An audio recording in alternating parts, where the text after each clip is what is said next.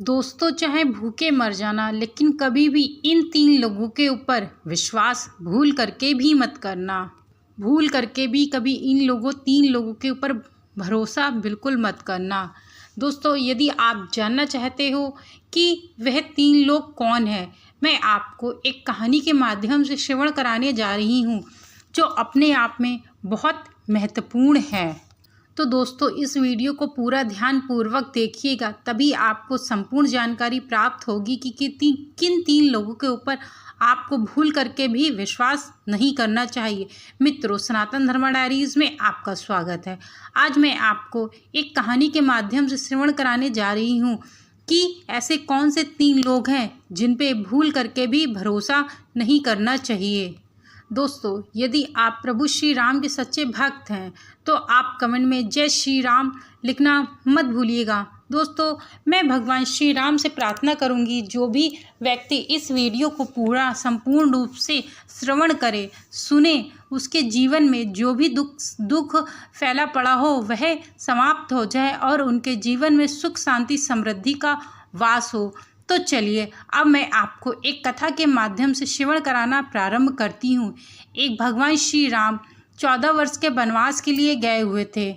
एक बार कुटिया में दोनों लोग सो रहे थे। श्री रामचंद्र जी और माँ सीता दोनों लोग विश्राम कर रही थी, परंतु माता सीता को निद्रा नहीं आ रही थी। इस कारण से वह बड़ी व्याकुल हो रही थी। इस व्याकुलता को देखकर प्रभु श्री राम भी जग उठे और कहते हैं कि हे प्रिय, क्या बात है, क्यों आज तुमको निद्रा नहीं आ रही है। तब माँ सीता कहती हैं कि पता नहीं मुझे क्यों इतनी बेचैनी सी हो रही है, मुझे कृपया करके आप कुछ श्रवण कराइए जिसको सुनने से मेरे मन में शांति की अनुभूति हो।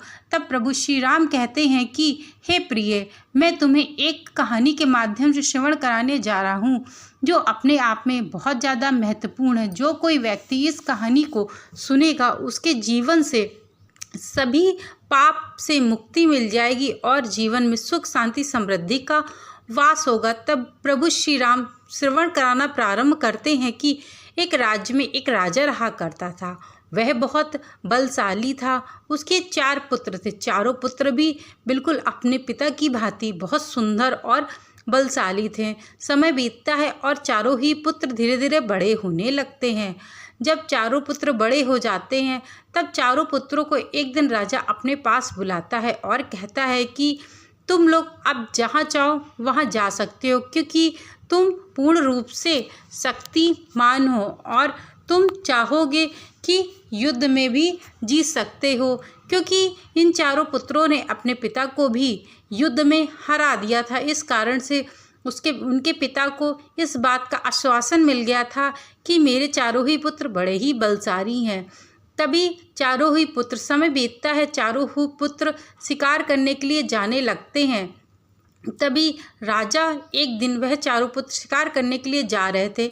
तभी राजा उनको बुलाता है और समझाता है कि हे पुत्र, तुम चारों ही बड़े बलवान हो, बहुत बुद्धिमान हो, बहुत बलशाली हो। मुझे पता है, किसी बात का मुझे डर नहीं है कि तुम में कोई भी ऐसे गुण नहीं है जिससे मुझे डर की अनुभूति लगे।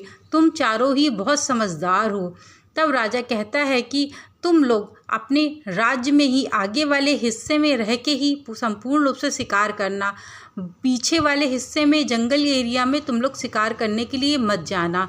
तो वह राजा के पुत्र जो होते हैं अपने पिता को वचन दे देते हैं। कहते हैं ठीक है पिताश्री, हम लोग आगे वाले हिस्से पे ही शिकार करेंगे, पीछे वाले हिस्से पे कदापि शिकार करने के लिए नहीं जाएंगे।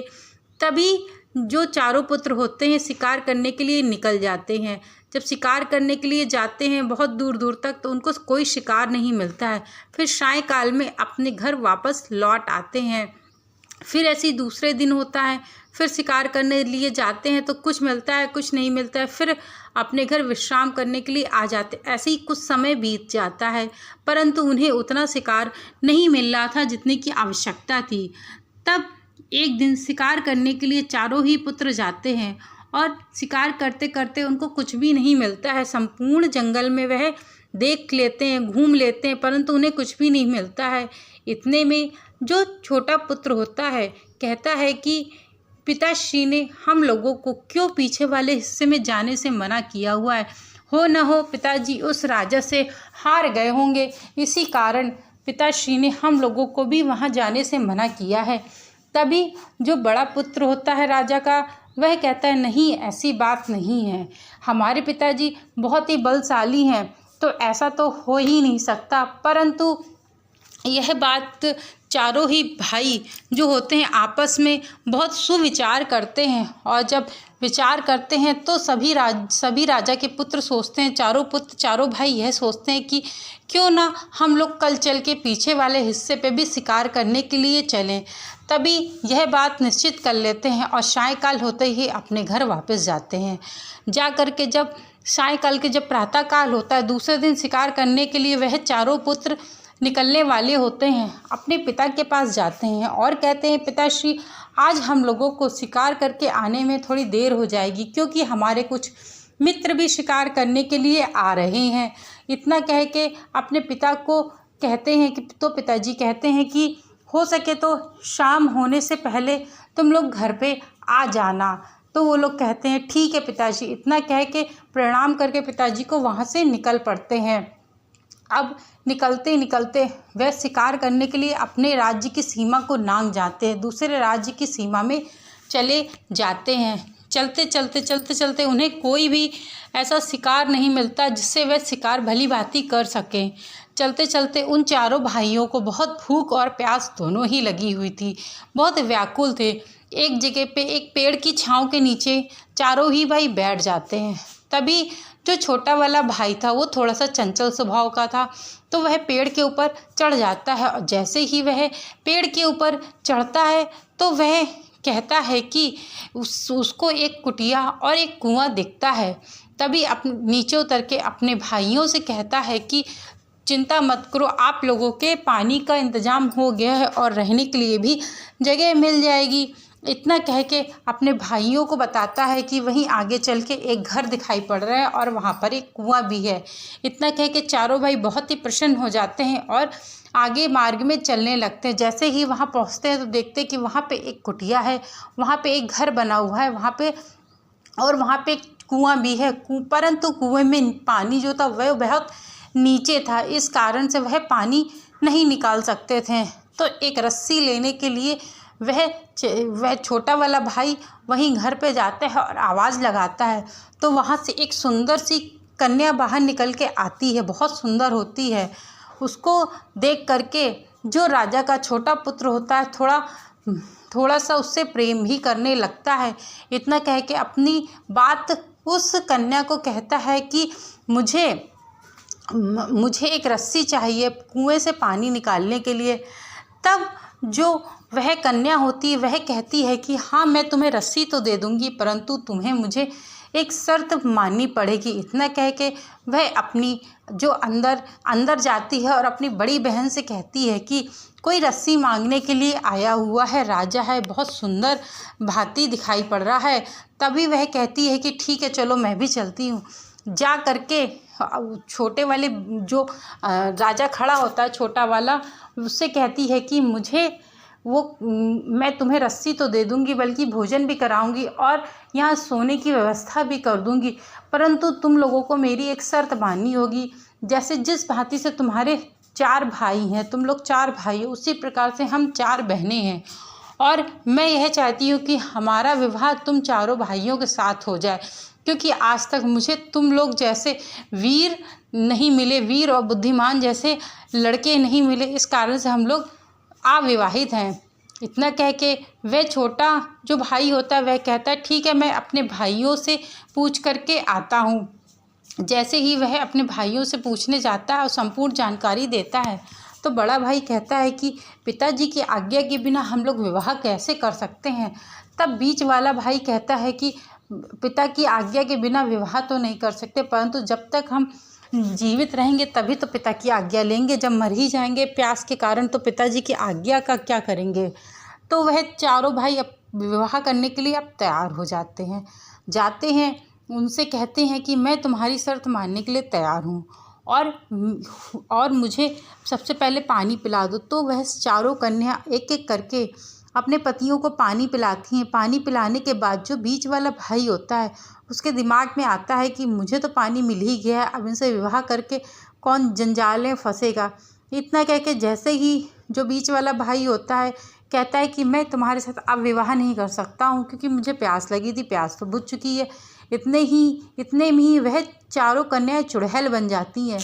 जो चुड़ैल बन जाती हैं तो यह देख करके चारों भाई बहुत हैरान हो जाते हैं, परंतु इस डर के मारे वह लोग विवाह करने के लिए तैयार हो जाते हैं।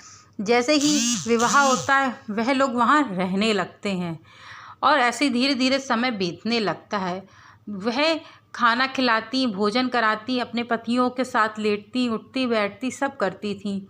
ऐसे धीरे धीरे समय व्यतीत हो रहा था, वह लोग भी हष्ट पुष्ट हो रहे थे। तभी छोटा वाले भाई से बड़ा वाला भाई पूछता है कि यहाँ तो स्वादिष्ट खाना मिलता है, सब कुछ है, फिर तुम इतने दुबले क्यों हो रहे हो, क्या बात है। तभी छोटा भाई कहता है कि जो मेरी पत्नी है वो खाना खिलाते समय रोने लगती है। तभी जो बड़ा भाई होता है वह कहता है उससे तुम पूछो क्या कारण है, तुम क्यों रोती हो। तो कहने लगा कि मैंने हजारों बार पूछा है परंतु वह उत्तर ही नहीं देती है। तब बीच वाले भाई ने कहा कि जब तक तुम खाना मत खाना जब तक वह उत्तर न दे दे। इतना कह के छोटा भाई उसकी बात मान लेता है। जैसे ही सायंकाल में उसकी पत्नी खाना लेकर के आती है तो वह पीछे मुँह करके फिर से रोने लगती है। इतना देखते ही फिर वह जो छोटा उसका जो पति होता है वह कहता है कि तुम मुझे जब तक नहीं बताओगी कि तुम्हारे रोने का कारण क्या है तब तक मैं भोजन नहीं ग्रहण करूँगा। इतना सुनते ही वह कहती है कि हे प्रिय, मैं आपसे बहुत प्रेम करती हूँ, परंतु मेरी जो तीनों बहनें हैं वह प्रेम नहीं करती हैं अपने पतियों से। वह राक्षसनी हैं, वे शिकार करने के लिए जाती हैं और मांस को ढूंढ करके खा लेती हैं, परंतु जिस दिन उनको मांस नहीं मिलेगा वह तुम्हारे भाइयों को काट काट के खा जाएंगी। यह सोच सोच के मुझे बहुत रोना आता है और मैं आपसे बहुत प्रेम करती हूँ, इस कारण से मैं तो आपको नहीं खा पाऊँगी। इतना कहते ही यह सब बातें सोच करके वह अपने बड़े भाइयों को बताता है। कहता है कि यह जो तुम्हारी स्त्रियां हैं इनको जब शिकार नहीं मिलेगा तो तुम्हें खा जाएंगी। तब वह जो बड़े भाई होते हैं उससे कहते हैं कि बताओ फिर क्या किया जाए। तो तब अपनी पत्नी से आकर के पूछता है कि अब हम लोग इससे बचेंगे कैसे। तब वह छोटी वाली जो राक्षसनी होती है वह कहती है मैं तुम्हें इसका उपाय तो बता दूंगी, परंतु कभी भी यह बात मत बताना कि ये सब बातें हैं मैंने आपको बताई हुई हैं। तब वह कहता है कि ठीक है, मैं कभी नहीं बताऊंगा। इतना कह के वह राक्षसनी जो होती है वह कहती है कि मेरी बहन के पास खूब सुंदर सुंदर घोड़े हैं, बहुत तेज़ दौड़ने वाले घोड़े हैं, और वह जो घोड़े हैं जब तक उनको इस बात का पता चलेगा कि आप लोग वहाँ से निकल चुके हो तब तक तुम लोग अपनी सीमा में पहुँच चुके होगे। इतना कहते ही वह अपने पत्नियों तुम लोगों के ऊपर कुछ भी नहीं कर पाएगी, क्योंकि दूसरे राज्य की सीमा में इन लोगों की शक्ति काम नहीं करती है। इतना कहते ही वह तैयार हो जाते हैं और कहती है कि तुम लोग कल सुबह शिकार करने के लिए जाना और अपने हाथों में खूब चोट लगा करके आना और कहना कि कुछ चोर और डाकू मिले हुए थे, उन्होंने मेरा घोड़ा छीन लिया और मुझे बहुत मारा है। इतना कहते ही प्रातःकाल होती है, वह चारों भाई शिकार करने के लिए जाते हैं और फिर जब लौट करके आते हैं तो उनके खूब खून बह रहा होता है, खूब चोट लगी होती है। तभी वो जो राक्षसनियाँ होती वह पूछती हैं कि हे प्रिय, क्या हुआ, तुम लोगों को कैसे यह चोट लगी है। तभी वह कहते हैं कि रास्ते में कुछ डाकू मिले हुए थे, उन लोगों ने मेरा सारा सामान भी ले लिया, हम लोगों का सारे जेवर भी ले लिए और मेरे घोड़े को भी छीन करके ले गए। अब हमारे पास कुछ भी ऐसा नहीं है। तो वह राक्षसनी कहती है कि तुम बताओ वह लोग कौन थे, मैं खुद जा कर के उनसे लड़ाई करके आऊँगी। तभी बीच वाला जो भाई होता है वह कहता है कि नहीं प्रिय, तुम लोग कैसे जा सकती हो, अगर तुम लोग जाओगी तो हमारी मर्दांगनी में दाग लग जाएगा और इतना कह संपूर्ण जगत में यह प्रचार फैल जाएगा कि आदमी होकर के नहीं लड़ पाए और औरत को लड़ने के लिए भेजा है। तुम हो सके तो वो जो तुम कुछ ऐसी मदद कर दो जिससे हम रोज़ शिकार करके लाएं और आप लोग बैठ के खाओ। तो फिर चारों बहनें आपस में विचार करती हैं कि हो ना हो ये अब हमारे ही पति हैं और हमारा जो है वो इनका है। इतना विचार करने के बाद वह जो चारों लोगों को घोड़े दे देती हैं। बहुत तेज़ दौड़ने वाले घोड़े होते हैं और जैसे ही प्रातःकाल होती है वह शिकार करने के बहाने वह चारों लोग घोड़े पर सवार होके वहाँ से निकल जाते हैं और कहते हैं कि वहाँ से निकल करके और वह अपने राज्य की सीमा में पहुँच जाते हैं। तभी शाम होने लगती है और तब बड़ी रानी कहती है, जो बड़ी राक्षसनी होती है वह कहती है कि अभी तक हमारे पति आए नहीं, हो ना हो जाओ जा कर के देखो कहीं कोई बात तो नहीं हो गई है। इतना कह के जो छोटी वाली रानी होती है उसको तो सभी पता होता है कि क्या है क्या नहीं है, परंतु वह देखने के लिए चली जाती है और जैसे ही देखती है तो वहाँ नज़र नहीं आते हैं। तो जा कर के अपनी बहनों से बताती है कि वह चारों लोग तो यहाँ नज़र ही नहीं आ रहे हैं। इतना कहते ही वह चारों चुड़ैलें बन जाती हैं और अपने पतियों को ढूंढने लगती हैं। ढूंढते ढूंढते वह उस सीमा के पास पहुंच जाती है जहां राजा के जो पुत्र थे उन्होंने सीमा को पार कर चुके थे। वहां पहुंचते ही उनकी शक्ति जो होती है वह क्षीण हो चुकी होती है। तभी वह राक्षसनियाँ कहती है, तुम लोगों को किसने बताया, जाते ही जाते एक बात बता के जाओ, तुम्हें लोगों को किसने बताया कि यहाँ के बाद कि मेरी शक्ति हम लोगों की काम नहीं करती है। तभी जब तीनों भाई सोचते हैं कि क्यों ना चलो इन लोगों को बता दिया जाए, परंतु जो छोटा वाला जो भाई होता है वह बताने से मना कर देता है और फिर वह कहते हैं कि मैं तुम लोगों को यह राज नहीं बता सकता क्योंकि मेरा किसी ने हम लोगों की जान बचाई है, हम उसकी जान को जोखिम में नहीं डाल सकते। इतना कह के वहाँ से शीघ्र चारों भाई निकल आते हैं।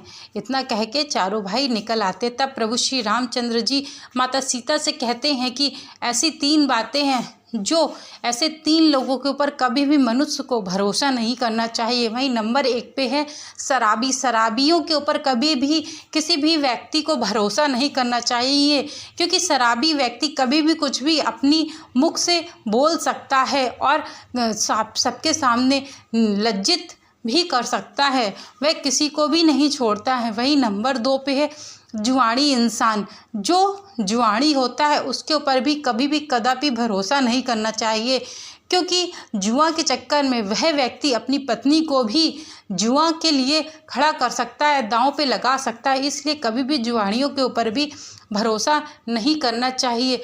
वहीं नंबर 3 पे है जो दुष्ट व्यक्ति होते हैं, जो विश्वासघात करने वाले होते हैं, उन पर भी कभी भरोसा नहीं करना चाहिए, क्योंकि वह व्यक्ति कभी भी किसी के साथ भी विश्वासघात कर सकते हैं और ऐसे व्यक्ति पे कभी भी भूल करके भी भरोसा नहीं करना चाहिए। मित्रों, मेरे द्वारा बताई गई यह